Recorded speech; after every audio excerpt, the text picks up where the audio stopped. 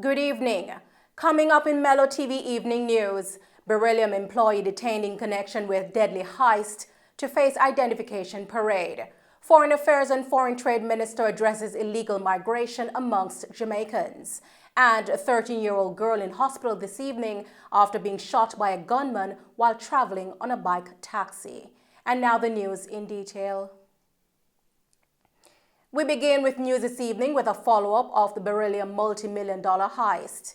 An identification parade has been scheduled for the Beryllium employee who was detained last week for interrogation in relation to the string of armed robberies of the security company's courier vehicles.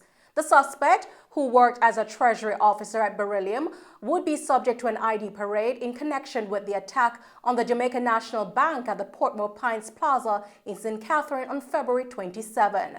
The thugs shot two guards, one of whom died, and fled with approximately $10 million. Reports are that the Treasury officer's arrest was followed by the discovery of $500,000. According to sources, identification parades for 4 additional suspects in the Jamaica National and Scotiabank attacks will take place later this week. During the raid on the Portmore Scotiabank ATMs, on March 19, the perpetrators made off with $23 million. 7 additional persons have been held in relation to the heist, in which 5 individuals were shot, including 4 security guards. 24-year-old Shamar Yee from Fairview Park in Spanish Town, St. Catherine, has already been charged with 12 counts in connection with the incident. A weapon and 2 stolen cars were found in the St. Andrews South Police Division this morning. According to Deputy Superintendent of Police Coleridge Minto, an operation in the area has resulted in the arrest of 1 man in relation to the find. In the St. Andrews South, the Seaview Gardens area to be in particular, conducting operations as part of the surge, which started just on the weekend. As you're aware, we concluded a curfew enforcement right in this community where we saw an uptick in violence. Over the last couple of weeks, we would have recovered 3 firearms in this area, and we are continuing our search for other firearms in the Seaview Gardens area. 1 person was arrested and charged for one of the firearms, and investigations continue regarding the other 2 incidents. Across the St. Andrews South Division, we have been having a series of operations, both targeted snap raids, VCPs, right across the division. As recent as this morning, 2 stolen motor cars were recovered in the Zone 3 area of the Donny Park space. 1 person was held in that operation. We also recovered another firearm earlier this morning at 1 a.m. in the Zone 1, which is off Spanish Town Road area. 1 man was held with that incident. And so we continue our operations. DSP Minto commended the officers for their duties while appealing to citizens to come forward and assist in their investigation. I want to commend the officers who are on the ground, particularly in this space. As you see, where we're on top of the roof, and that's where men fire at the police or the security forces. Not that particular roof, but men use the roofs throughout the night. They move from roof to roof. And so the officers have to rely heavily on their training and their tactical maneuver in order to be able to be the victors in these fight against the criminals. And so I want to appeal to the residents in this area and the wider St. Andrews South to cooperate with the security forces to share any information that they may have regarding any of the incidents that occur in Seaview or any of the other areas. And the police in St. Catherine South carried out a snap operation at an open lot next to Gortuka in Greater Portmore yesterday, April 11.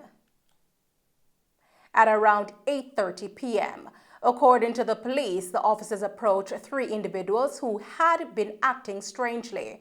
Upon seeing the officers, the individuals fled. One of them dropped a bag, which the police later discovered and searched. In the bag, a single 9mm Browning pistol with a magazine was discovered.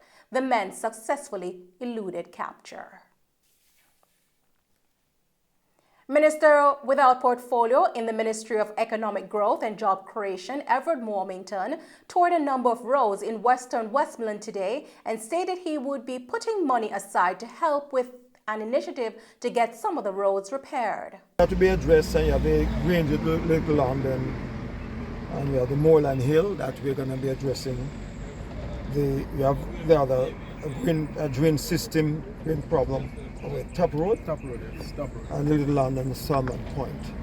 These are areas that need to be addressed urgently, and that retreat where we have flooding, we need to look at that to see if we can put a new box culvert in so that we can have a proper flow of flood waters and whatever we do have rains and whatever. So I'm convinced that being here, the expenditure is necessary, worthy, and there are reasons to do it.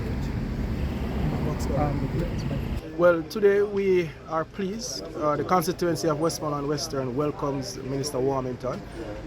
Minister Warmington has reached out, through my representation with him, to come into the constituency and look at some of the roads. The intention, of course, is to undertake comprehensive repairs and rehabilitation of some of our roadways, which have been in disrepair for some 30 years for some of these roads. The minister has drone through this morning a section of road called Glasgow, which is an area where many persons have expressed deep concerns. The minister as well see the challenge of the people, and will be responding accordingly in terms of undertaking some repairs. Minister of Foreign Affairs and Foreign Trade, Camilla Johnson-Smith, has addressed the pressing issue of illegal migration.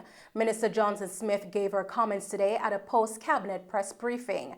The Foreign Affairs Minister noted that the government is confident that the majority of Jamaican travelers are lawful and legitimate.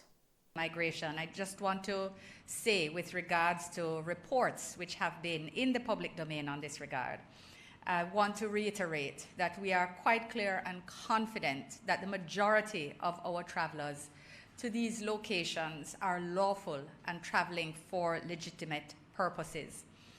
The government of Jamaica, however, does continue to consult at varying different levels with our partners in Belize, Mexico, and Panama. We are very concerned that Jamaicans are taking decisions to travel in circumstances that are extremely risky, and in some cases taking children with them, exposing them to dangerous situations including kidnapping, trafficking, and even death. I know that some of you would have read in a particular publication this morning that the government of Panama and the US are taking steps to tighten patrol and movement through a particular routing, which they have identified as a route for illegal migrants. And we are trying to be proactive and bring to the attention of Jamaicans that this is not a good decision to take. It is extremely risky for you personally, but it also affects the reputation of our passports, which we have been working hard at strengthening. Mrs. Johnson-Smith also commented on Panama's heightened security surveillance, which has impacted travelers using this route. So we recognize that there are no direct flights to Mexico.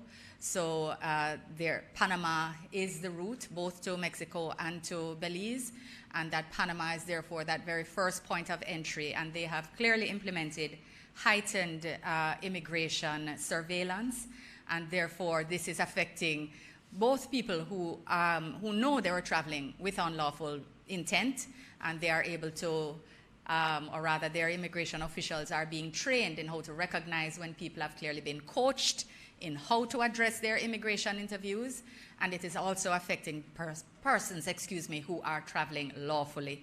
And we want you to keep this in mind, because as much as we try to build relationships and keep strong friendships and lines of communication with our partner countries, these types of decisions can impact on our lawful travel. An attack last night in porous Manchester has left a 13-year-old girl being treated for gunshot wounds in hospital. According to the police, around 9:30 p.m., a bike taxi operator was threatened with a gun by a passenger on another motorcycle where the pillion fired shots, striking the teenage girl with her mother and the bike taxi operator. The Manchester police are investigating the matter. And those are the stories making the news this evening. Thank you for tuning in to Mello TV Evening News. I'm Nicole Hales. Stay safe and thanks for watching.